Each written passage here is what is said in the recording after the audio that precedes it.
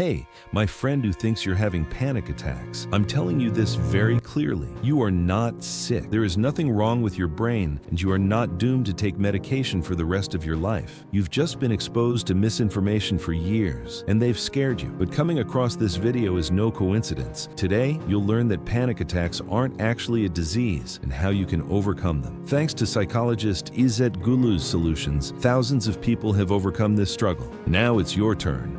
Watch the video all the way through because you're about to discover the truths that will change your life.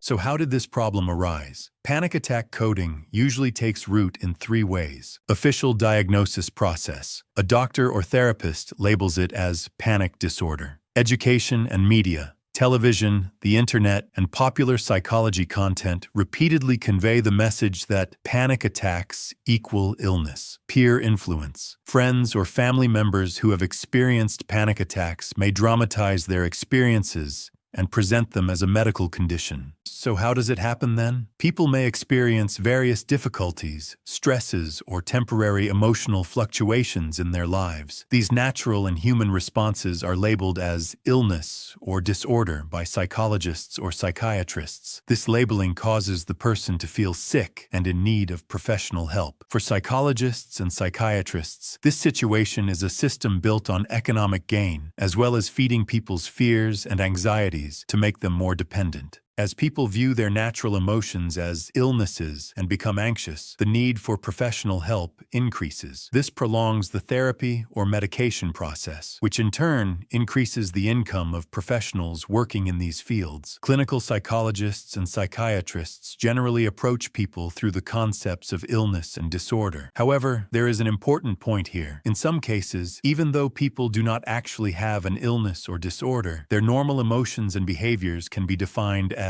illness. This approach is based on economic interests and fear. The critical point here is that this situation is turned into a process that requires long-term and ongoing sessions. In other words, the person may be pushed into long-term dependency under the guise of psychological support or medication rather than actually healing. This means that the sessions continue, medications are prescribed, and an economic cycle is established. There were traumas in the past. Serotonin levels would drop. However, in the old days, during our childhood, even 40 to 50 years ago, not only were there not so many people experiencing panic attacks, but no one even remembered such a problem. Yes, maybe people didn't know it was called a panic attack, but we didn't hear stories about such big problems either. When I go to the village, I talk to the elderly people in the market. There were far fewer cases than today. Even if there were, we didn't hear about them. They didn't exist. I stand by my claim. Anyone can confirm this by talking to their elders. Even if there were cases, they were far fewer than today. That's why these issues are increasing along with the number of specialists. They should be decreasing. I constantly refer to this as manufactured plastic illnesses. Panic attacks were first manufactured and then popularized. They have no direct connection to trauma or serotonin. So what happened that these problems became so widespread in the last 20 to 30 years? Because in the last 20 to 30 years, television, press, media, communication opportunities, computers, the internet, and so on have become widespread. As a result, these tools have also spread misinformation, negative conditioning, incorrect learning, and faulty coding. That is why these problems are increasing despite the number of experts. They should be decreasing. I am referring to these problems, as I always do. I call them manufactured plastic illnesses. Panic attacks are manufactured. They were first manufactured and then spread. This has nothing to do with trauma or serotonin. The proof of this is the success shown in my videos. On my channel in Turkey, people are getting better just by watching my videos at home without needing a psychologist or psychiatrist. Another proof is that, despite the presence of trauma in the past, and even more severe trauma compared to today's trauma, such as wars, invasions, and similar horrific experiences, why didn't it exist back then, but does now? Anyone who thinks about or questions the answers to these two questions will understand how true what I'm saying is. When a person experiences a physical symptom, such as heart palpitations, shortness of breath, or dizziness, these symptoms are transmitted to them as a danger signal. The client is informed that these reactions are a clinical condition called a panic attack. Thus, the person categorizes a physical response that may be completely normal as a disease in their mind. This is processed as a powerful record, coding, in the subconscious. When the human organism associates any physical response with disease, that response becomes a psychological burden. For example, feeling pressure in the chest is a normal stress response. But the coding, "this could be a heart attack," or "I'm having a panic attack," triggers an additional wave of fear in the person. This wave of fear increases physical symptoms, and the increased symptoms make the person think they are rightfully afraid. Thus, a vicious cycle is formed. People sometimes suddenly feel afraid or startled for various reasons. At that moment, there may be a slight change in blood pressure or an increase in heart rate. The brain may recall a memory or thought that the person is not aware of and focus on it. When someone experiences such a reaction, they may think, "Am I sick? Did I have a panic attack?" When experts label this situation as a panic attack and present it as a disease, the individual subconsciously associates this natural process with illness. Every time the subconscious hears the words panic attack, it automatically conjures up this preloaded image of illness. As a result, the person begins to see their own body as a threat. However, the basic function of our brain is to protect us. Just as an army responds with weapons when it senses danger, our brain activates two basic emotions when it senses danger: fear and anxiety. Fear keeps us alert and allows us to scan our surroundings more carefully. Anxiety prepares us for action and allows us to plan for potential danger. Why does the brain do this? Because moments of danger are when humans react the fastest and take the most action. When these two emotions are active, our defense mechanisms kick in, our sensitivity increases, and we respond more strongly to potential threats. For example, you are walking in the forest, and a cat appears in front of you. Your brain does not perceive this as a threat. It only gives a slight attention response. But when a lion appears in the same place, your brain produces fear and anxiety at the highest level. This is because as the perceived threat increases, the brain strengthens its defense responses accordingly. The brain gives these responses because its primary function is to ensure our survival. Fear keeps you alert, ready to run or hide. Anxiety prepares your body for possible action. Muscles tense, heart rate increases, focus sharpens. If the brain did not alert us to danger with feelings of fear and increase our sensitivity, it would be much more difficult to notice the risks around us. Fear is actually like our early warning system. If this system did not work, we would not be able to notice an approaching danger in time and prepare for it. For example, when we see a car speeding toward us on the road, our brain sends a fear signal. Thanks to this signal, we focus our attention entirely on the danger. Our muscles prepare to move quickly, and we can pull over and protect ourselves in a matter of seconds. So fear is not something that harms us. On the contrary, it is one of the most critical safety mechanisms for our survival. When you see a cat, the danger is low, so there is only a slight increase in attention. This conserves energy. But when you see a lion, the danger is high, so the brain sends a life or death signal, immediately triggering feelings of fear and anxiety. In other words, the brain adjusts the defense system according to the magnitude of the danger. Small response to small risk, large response to large risk. Therefore, when you experience a panic attack, your brain does not actually respond to the panic attack. Your brain responds to the incorrect perception of a panic attack in your subconscious. In other words, it takes a defensive stance not against your physical symptoms, but against the incorrect code that labels those symptoms as a threat. Because the person misinterprets this anxiety and fear, they may think, "Oh no, why did I suddenly get scared? Oh no, anxiety suddenly hit me. This wasn't there before. There's no apparent reason. Maybe I'm sick. There's already such a condition label." They go to a specialist who says, "It's a panic attack. Did I have a panic attack? Am I sick? Look, what happened?" An incorrect fear conditioning occurred. An incorrect learning experience emerged. Those experts associated human processes with panic attacks and panic attacks with illness. So people subconsciously associated these and similar human processes first with panic attacks, then with illness. They were influenced by what they were told and continue to be influenced every time. It constantly evokes the idea of illness. For this reason, I find it appropriate to use the term process. Look, when the most human processes are associated with illness, the human organism believes believes it is ill while experiencing those processes. Because the association with illness is a heavy experience. No one wants to be ill. Everyone fears illness, is anxious about it. For this reason, when experiencing those symptoms for one reason or another, the subconscious associates them with illness. What happens from an industry perspective? It is affected. If no process is associated with illness, it does not give rise to psychology. Some reactions that occur in our bodies, such as trembling, rapid heartbeat, or increased pulse,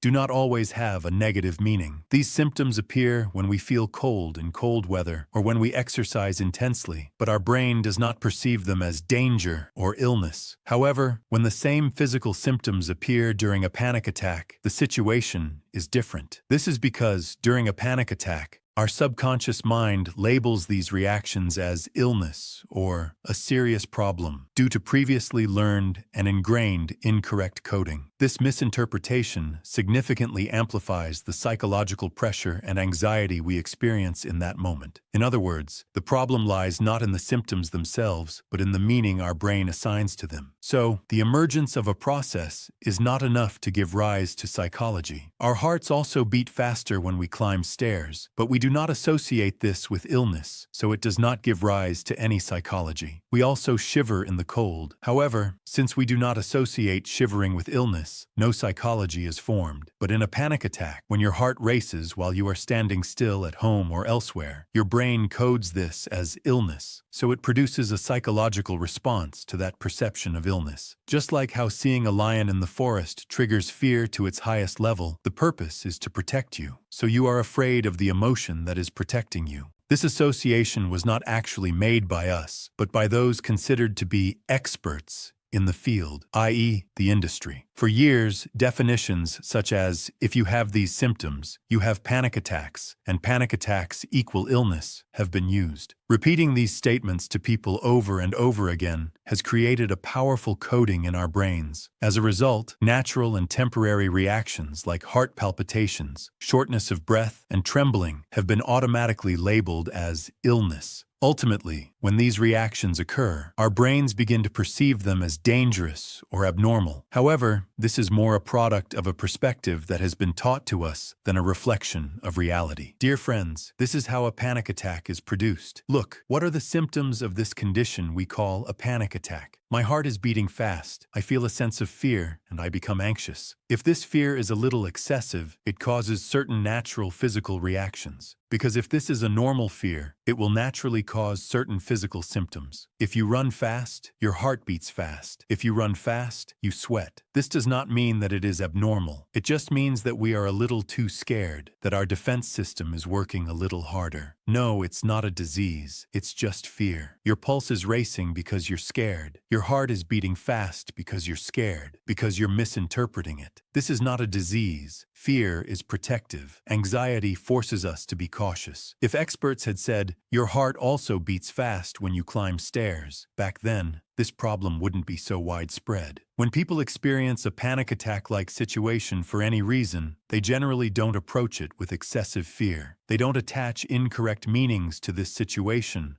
or form negative relationships with themselves based on misinterpretations. In summary, some clinical psychologists and psychiatrists portray people's natural and normal emotional experiences as illnesses, thereby making them dependent on therapy sessions. The aim of this process is not so much to improve people's lives as to ensure continuity in a context based on economic gain and fear. As can be seen, this problem has been largely defined and exaggerated as a disease by the industry. I am not dwelling on the disease lie for no reason. This issue is the crux of the matter. It is impossible to eliminate these problems without changing the perception and belief of disease in quotation marks. For this unhealthy perception of illness to disappear, our perception of the industry must first change. Because as long as we trust the industry, our subconscious will continue to protect the flawed, unhealthy perception of illness that the industry has constructed. If you believe me, your tendency to believe what I say will increase. For your tendency to believe what I say to decrease, you must first reduce your belief in me. This is why many people do the following. When they are afraid of an idea, they withdraw from it and then try to devalue the person who came up with it so that the idea also becomes worthless. They attack them below the belt. They want want that person to be devalued so that what they say is also devalued. They want them to lose their reputation and become ineffective. Look, they use this as a technique. When they lack the power to challenge an idea or piece of information, they immediately devalue the person behind it, rendering their idea worthless and ineffective. Here's the thing. As long as your trust in the industry persists, you will continue to believe in the perception of illness that the industry has constructed, codified, and conditioned you to accept. For this reason, people who cannot even utter a word against the sector cannot free themselves from that perception of illness. Those who cannot even bring themselves to mention the lie of illness cannot save us from the illness, and thus cannot produce a solution to the panic attack problem.